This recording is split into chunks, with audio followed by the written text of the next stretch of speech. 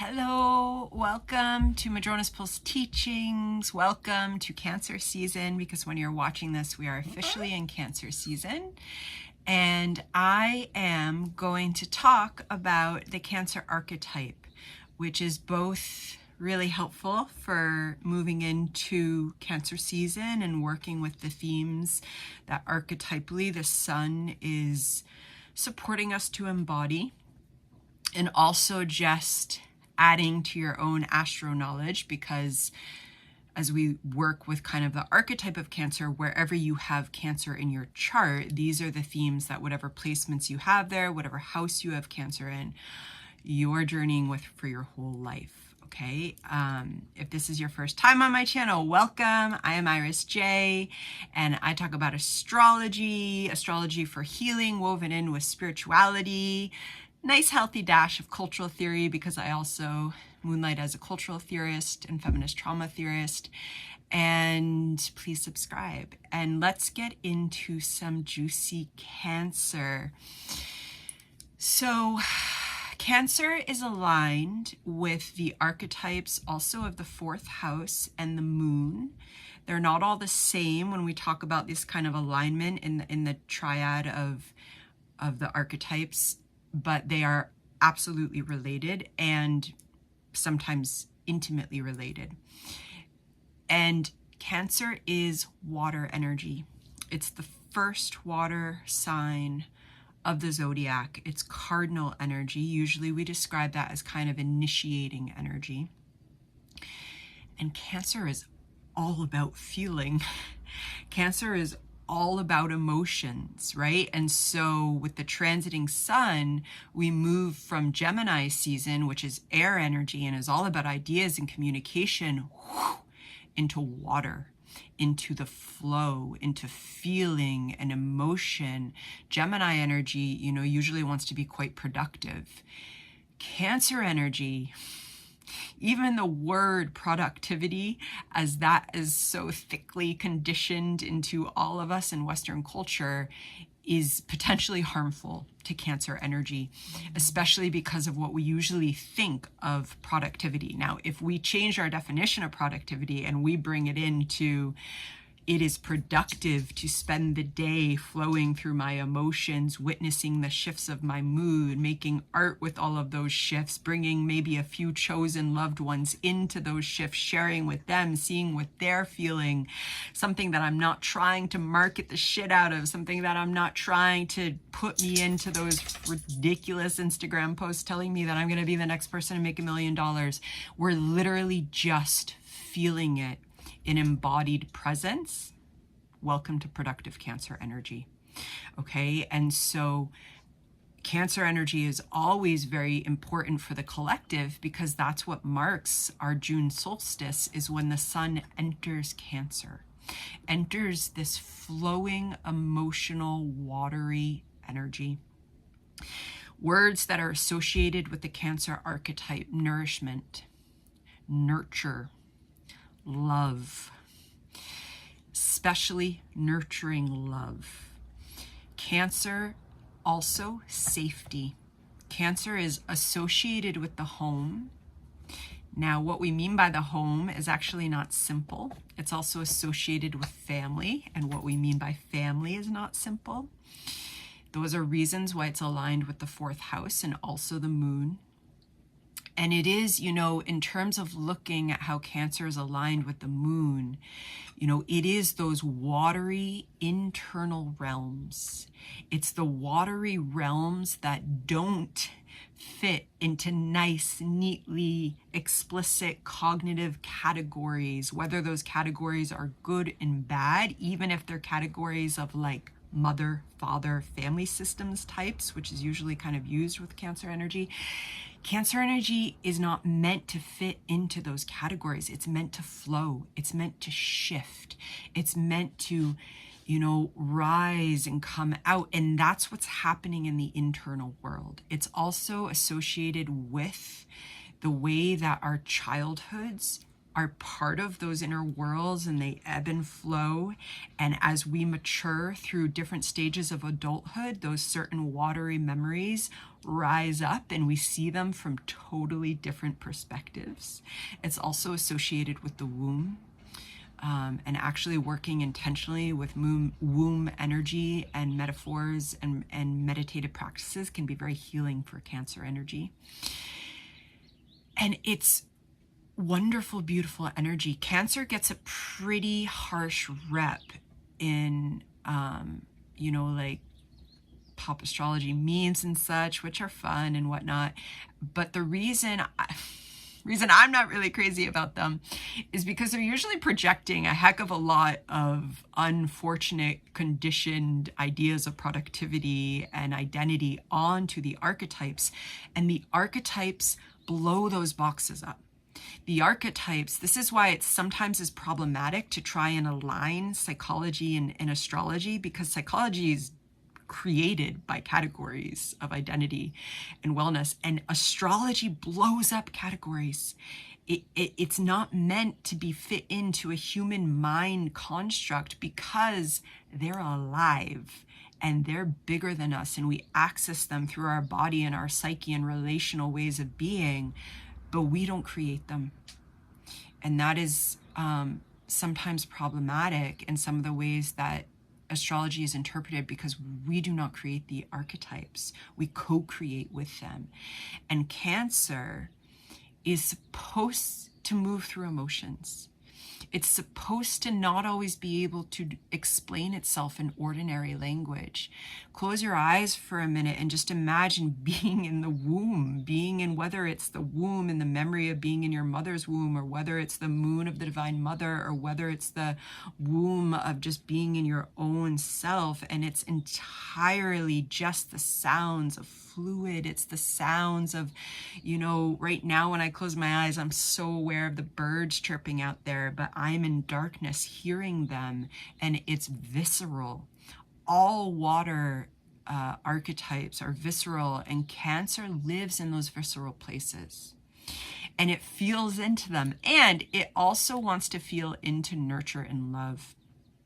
And one of the reasons it's so important to talk about the Cancer archetype is because like all things in human meaning making and interpretation, dominant narratives, dominant identities, dominant lenses that come from histories of human power and society, they get thrown on to how we read the archetypes. And so a lot of times Cancer is just described as like mother, nurturer. Okay. And while that's part of the archetype, what do we mean by mother? And what do we mean by nurture?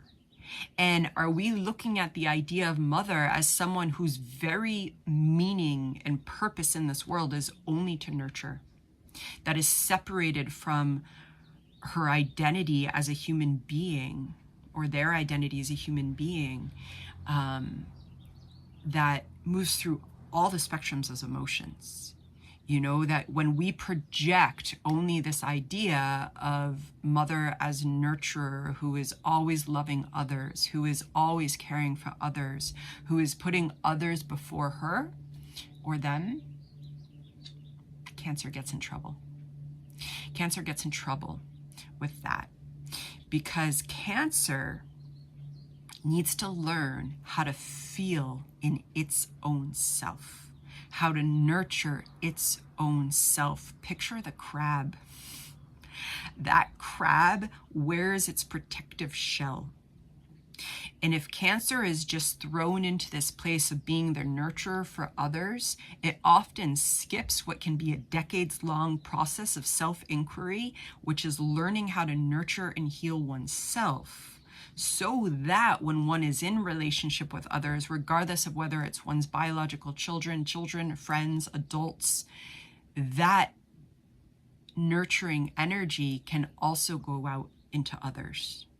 Okay.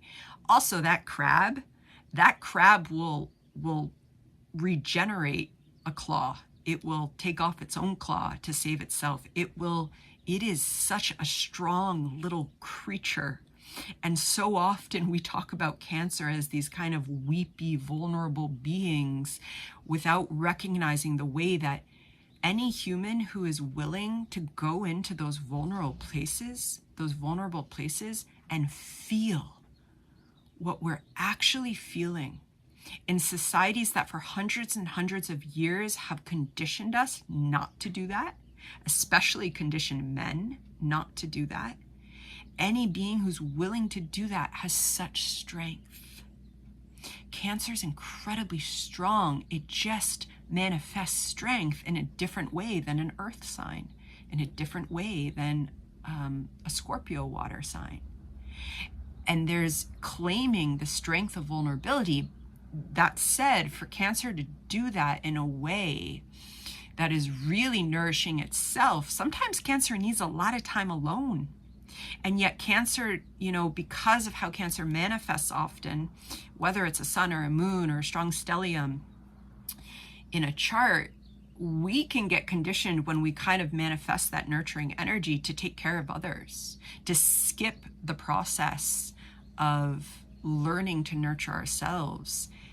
And when Cancer is out of whack, it is confused.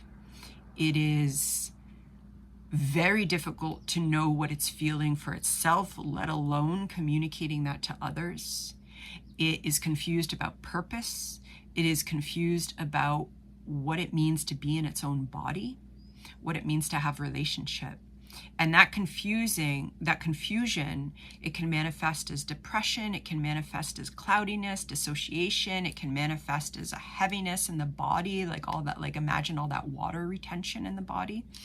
And so part of working with the Cancer archetype and part of being in Cancer season is really nourishing ourselves with practices that help us flow and letting go of the categories of good and bad attached to emotions. If I need to move through grief, or I need to move through anger, whether that's coming up for a short 30-minute moment or it's coming up for a season, I need to move through it. And so when we attach labels of that's bad, firstly, what we do is internally, unconsciously, usually we shame ourselves. And so if those emotions are coming up and we're used to shutting them down, we shut down the cognitive awareness of them, but those emotions still in the body, still in the emotional psyche, they're still there. And so part of the flow is when we allow them to come up and we allow our cognitive mind not to interpret them, but to witness them. With Cancer, with water, the energy flows first through the emotion. That then comes into the body. Then the mind catches up and says, oh, this is here. This is happening. And the mind does not need to do anything with it. Cancer energy can't necessarily be translated into explicit language. Sometimes it can, and that's usually when it's coming out to be diffused. But it might need to move. And so practices that are just really excellent for flowing and moving with the Cancer energy are practices that are usually firstly what we call aesthetic interventions, reading poetry, writing poetry, reading poetry aloud and then seeing how your body's responding, drawing, expressing through visual art, multimedia, collaging, digital media collaging, however you want to access these aesthetic interventions, music, literally spending time with, in, and by water. That can be a bathtub, that can be a lake, that can be the ocean, that can be a pool, that can be splashing in puddles, however you access the water. But really, like during Cancer season, I love how I'm saying this. I don't know if you can hear, but my dog is now drinking out of his water bowl. He drinks in little triplets. Anyway, we call them siplets. And listening to the dog drinking water and remembering that we need to drink a lot of water and staying hydrated, but working with water energy in any way that it calls to you is wonderful for Cancer energy, especially in terms of moving those emotions, because again, they can't always be expressed in ordinary language. And so coming into those practices and also really spending time with the people in your life that you don't have to perform for, that you don't have to shut down those emotions. You know, one of the Cancer journeys, and so we can all come into this for Cancer season, is also always remembering that, like, we might feel things so strongly, other people are feeling things so strongly, and they might not know what we're feeling, and they might not know what they're feeling. And so just naming the space, if that kind of crossing of emotional wires is happening, just naming it and either saying, okay, I don't even know what I'm feeling, I'm going to take me for a swim and let's talk later, and opening that space, because that's where Cancer needs time alone. And when we're in Cancer season, the sun is transiting and impacting us all. So we're all having these emotional sun, beautiful, nurturing moments, but they also can be overwhelming. And that crab needs literally space to be in its own home so that it can figure out what it's feeling, how it's feeling it, and how to express it, okay? And really remembering that this type of Cancerian work is productive. It takes energy. It can take decades to unlearn so much of what all of us are taught of how we're supposed to show up in our emotional bodies. And usually those are also very gendered narratives that are usually harmful for all of us, and what it means for us. And this is where the astrology natal chart is just wonderful, and it shows us, and then what it's talking to, and shows us all different layers, okay? So hopefully there's some tidbits in this kind of opening up the Cancerian archetype that supports you, firstly during this Cancer season, and also just journeying with Cancer in your archetype.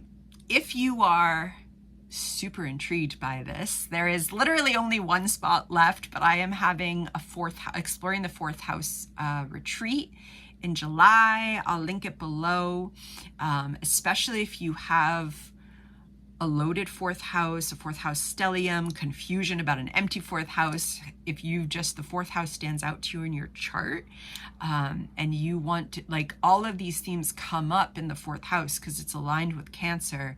That said, the fourth house takes us like into the root of the psyche, into the root of conditioning around the self. But the fourth house is all about ourself, about our self-inquiry process, about our self-discovery, and the way that wants to ripple out into how we relate to home, how we relate to family of origin, chosen family. The fourth house is a magical house, and also one that is usually a journey of healing as well. So that's linked below, and solstice blessings, because I'm filming this on actual solstice day, shifting into the Cancer archetype. And remember, deep, deep nourishment during Cancer season. Be well.